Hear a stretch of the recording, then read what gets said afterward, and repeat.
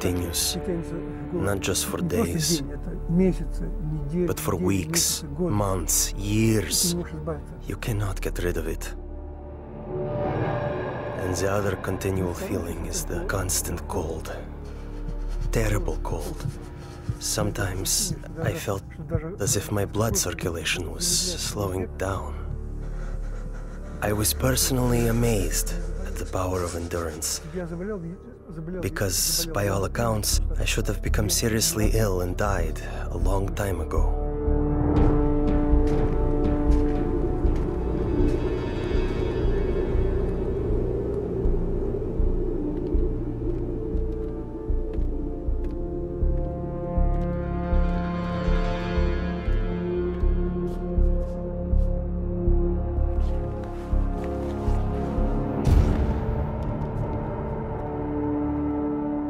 One night, I was thrown into a cell with a broken window.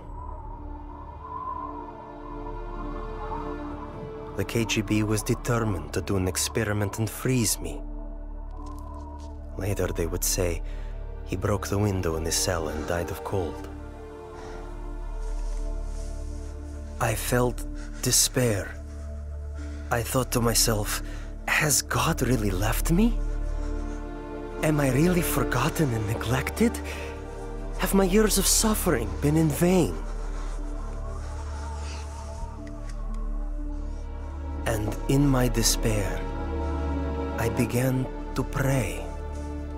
I usually pray silently, but this time I started to appeal to God out loud. God, have you left me? My cries were bursting from my heart literally, in utter despair.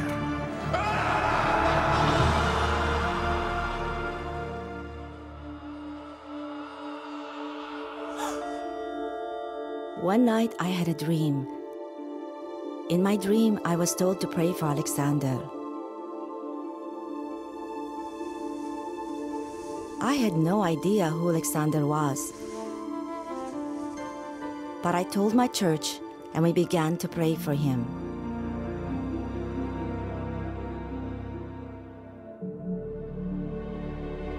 And right then, I suddenly felt a palpable physical warmth.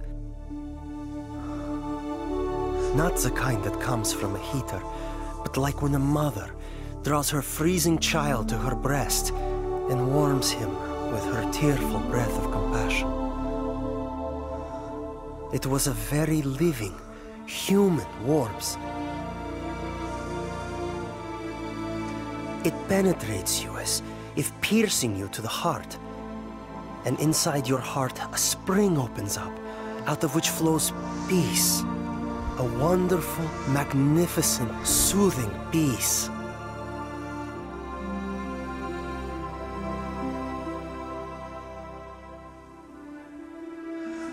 I felt a very loving, brotherly touch.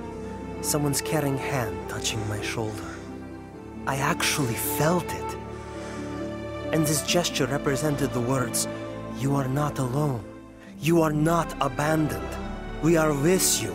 We are sharing your suffering." This warmth was the energy God gave me to feel physically the heat of prayer with my own skin, my own being. As if the prayers converted the energy of love into the energy of warmth.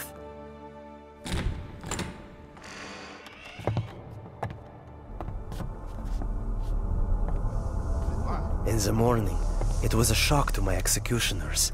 They couldn't understand. I wasn't simply alive, but my temperature was the same as that of a normal person. I heard the doctor explaining to my executioners in the corridor. This is impossible. We can't explain it.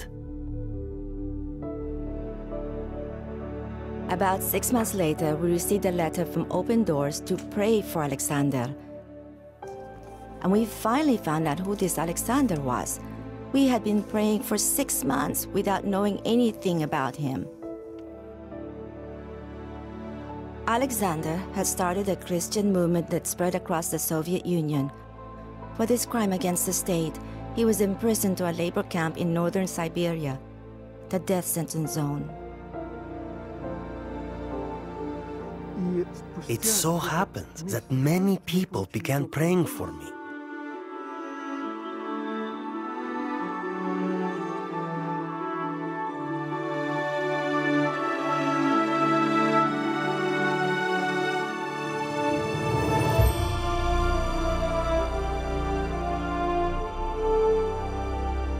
And that was exactly when they released me. Prayer opened the prison doors, and as the gospel affirms, set the captives free.